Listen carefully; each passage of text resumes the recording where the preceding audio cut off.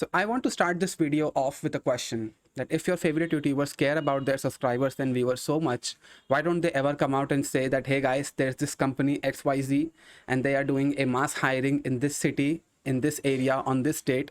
So you should send your resumes to this specified email address and you will have a chance at getting hired. See, they will never do it because that is not a good business decision, and they would rather sell you products and courses, and in some cases fake hopes and dreams, and even in some cases they may scare you into buying their products, because that's how the YouTube coding space has become. And in this video I hope to explain to you how YouTubers have figured out how to monetize their audience, and you might be a segment of their audience whether you know it or not. So the first thing that YouTubers want you to believe is that the IT industry is a meritocracy. And by meritocracy, they mean that they have established the fact that there is such a thing called top 1% of software developers, completely made up. And only they are the software developers who get jobs in the IT industry. And let me be the one to tell you that that is an absolute lie. There is no such thing called the top 1% of software developers, because there is no such metric to measure that. See, the YouTubers always give generic advices to get the job in the industry. They always say things like, you should build projects, you should be out in public, you should create a LinkedIn network. Now, these are very generic advices, but they escape the fallback on their advice when they establish the fact that there is such a thing called top 1% of software developers. They are putting the blame on yourself. It's very subliminal. Speaking from your perspective, let's say that you took these advices and you implemented those in your life and you still didn't get the job. At that point, you will blame yourself and not the YouTuber, because they established the fact that there is such a thing called top 1% of software developers. And you will just think to yourself that maybe you don't belong in that segment. So that is an absolute sinister way of advertising and just farming views on YouTube. See, the fact that these YouTubers always say that if you do DSA, if you study the most, if you have the highest score in your exams, then you will definitely land the job is not true. In an interview room, when somebody is sitting next to you and they have less experience than you and less knowledgeable than you, they may be more hireable in the eyes of the manager, because the manager may think that this guy who is less experienced than you, the candidate, they may cost less to the company and they can be trained on the job later, so they can have the knowledge and they can be performant on the job, overpicking you, who is most likely the most qualified person for the job. See, the IT industry is very unfair, just like the rest of the world is. But YouTubers don't want you to believe in that fact. They want to establish this thing called top 1% of software developers, because it makes you the most marketable, advertisable segment of people that they can sell their products and courses to. See, I will tell you one thing. Why do you see so much beginner courses peddled around on the YouTube space and not intermediate course or advanced courses? Because the YouTubers know that this is not a good business decision to target such a niche market segment. The number of students in colleges who are in engineering degree, or let's say Bachelor of Computer Science or Master of Science degree, is way higher than the number of people who are in the intermediate and advanced software engineering market segment. That is why they target college students or school students or active job seekers who are freshers in the IT market, because they are the ones that they can sell most of their products to. In our case, courses.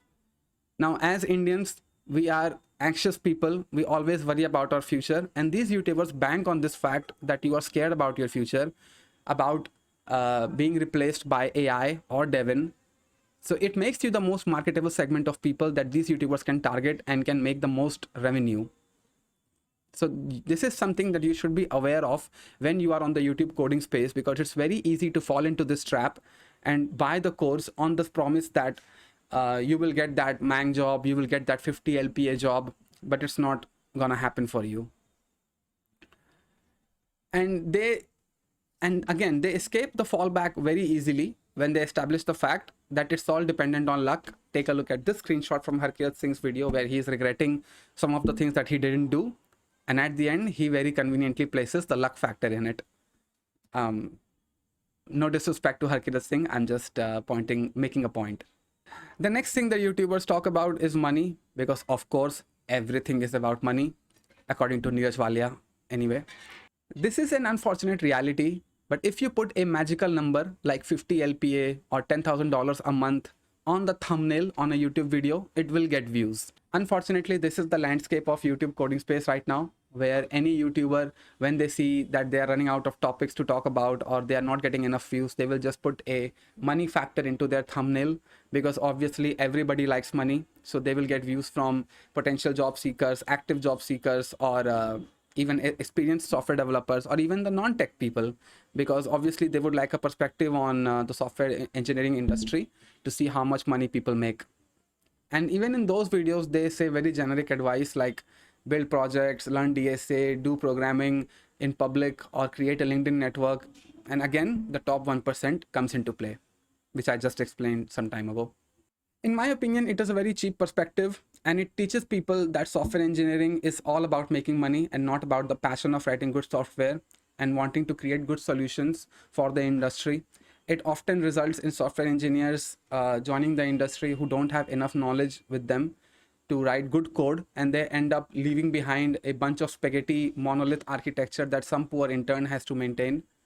So I dislike this fact that YouTubers always peddle this fact that how to get more money from your job, or how to earn this much amount of money, like 50 LPA, 75 LPA, or $10,000 a month.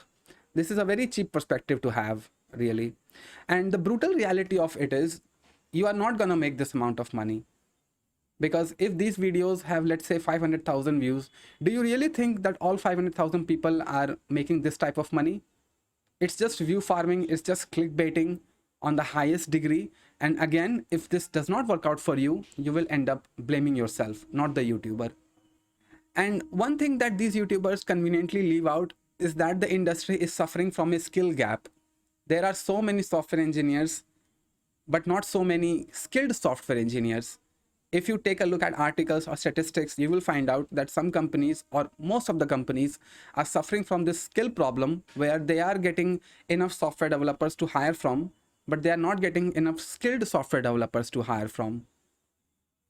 So but they don't want you to believe in this. They don't want to talk about it. They want you to buy their course and just give them your money and just, blame yourself when it doesn't work out. The next thing that these YouTubers do is trend chasing. And that is one of the most saddest realities of YouTube coding space right now.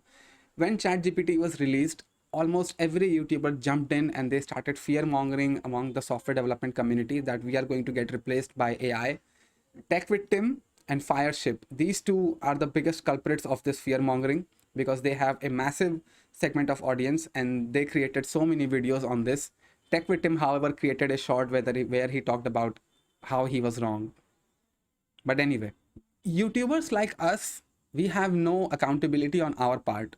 When we create videos about something just to bank the most clicks and the click-through rate and the engagement on our videos, we don't think about the fact that whatever we talk about in the video will stay in the viewer's head for a long time. Let's say a big YouTuber like Tech with Tim creates a video where he's freaking out about AI, and 6 months later he creates another video where he admits that he was wrong. Do you see that the damage is done already? In those 6 months that the video was up, so many guys, so many people watched it, and now they are scared. You can't undo the scare in people's minds. So there is a lack of accountability on YouTubers' end when they try to chase trends and they just blurt out their opinions out in the YouTube space, because it affects real people. And I think we should have a little responsibility on our side, and we should do our own research before we decide to make a video about anything. So the next thing that these YouTubers do is bash PHP, because it is the cool thing to do. If you are a YouTuber and you didn't bash PHP, are you even a YouTuber? Take a look at this thumbnail. There's this guy named Stefan Mischuk, and it seems like he has a problem with Laravel, with how MNCs don't use it. And saying that Laravel or PHP is not a good tool to create scalable applications is like saying that this nail cutter is not a good nail cutter because I can't use this on a rhinoceros. See, PHP is a tool that was created for developers to get up and running very quickly, to create small applications, lightweight applications, but it was not intended to be used in production environments where the user base is about 50 million users active every day. So just because you think that PHP is not scalable doesn't make that opinion correct. Certain tools are made for certain demands that it meets. Just because you can throw Java at every problem doesn't mean that Java is the best programming language to ever exist.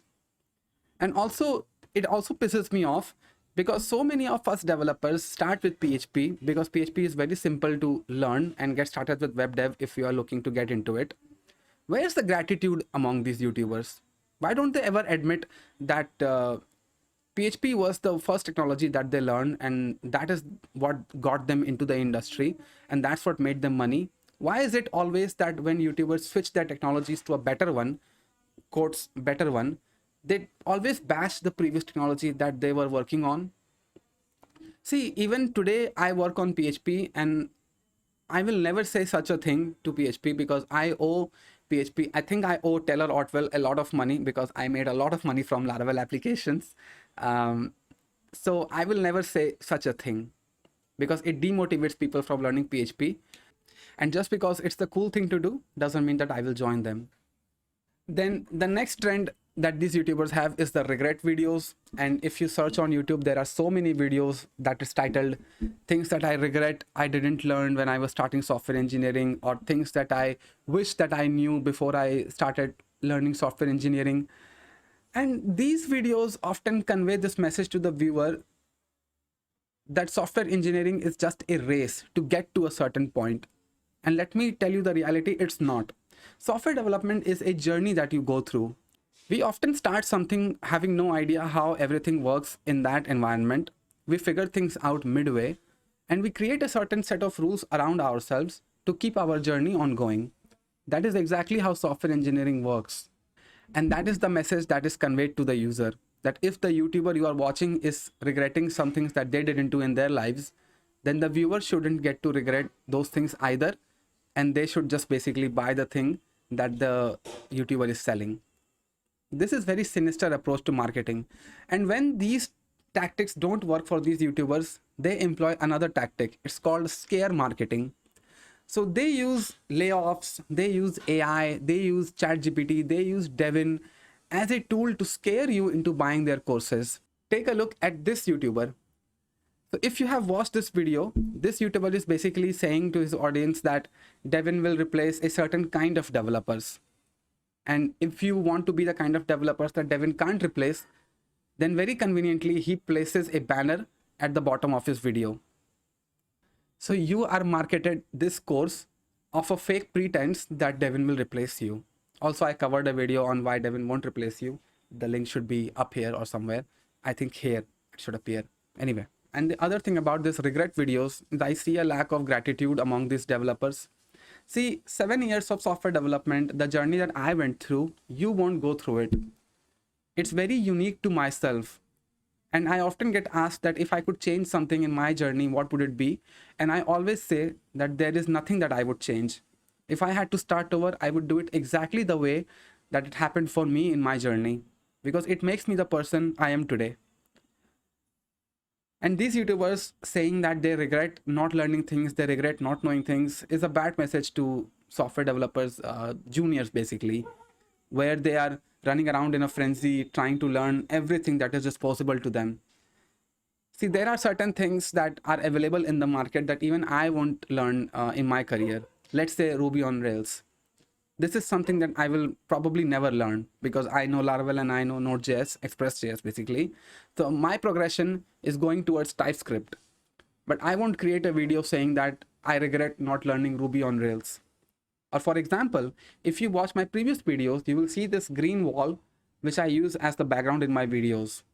I will never create a video titled that I regret my previous setup and now I like my new setup, the new background that I'm using now.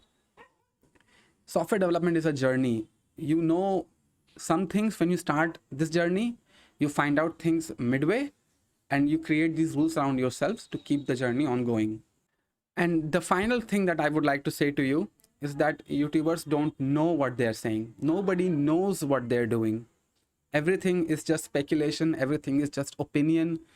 Influencers like Neeraj Walia or Code with Harry or Tech with Tim or Tiffin Tech are just running around spreading their opinions like it's a fact and basically moving their audience in a way that they want. I'm not gonna reject the fact that there are good YouTubers out there. The number one YouTuber that I like is the Prime Time. I love this guy. He speaks a little too much sense, and I think this is the kind of YouTuber that we should follow. And also, the Prime Time loves India, and India loves you as well, my guy. So keep doing what you're doing. And another YouTuber that I highly respect is a healthy programmer, because this guy was one of the first few people who pointed out the fact that AI is used as a tool for educational institutions to sell courses. So anyway, but at the end of the day, if you want to buy a course, if you like your favorite influencer that much, go for it, I guess. But be careful, because you are sold the fact that you will land your dream job. And I'm just saying that that might not be the case. So be careful, pay attention, and I will see you in the next one. Thank you.